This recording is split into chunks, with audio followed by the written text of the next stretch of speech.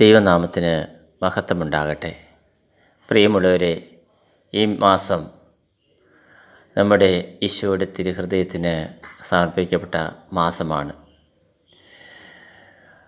നമുക്ക് ഈ പ്രാർത്ഥന ചൊല്ലി ഈശോയ്ക്ക് സമർപ്പിക്കാം. ഈശോയുടെ ഹൃദയത്തിൽ നിന്നും കാരുണ്യ സ്രോതസ്സായി ഒഴുകിയിറങ്ങിയ തിരുജലമേ, തിരുരക്തമേ, അങ്ങയിൽ ഞാൻ ശരണപ്പെടുന്നു.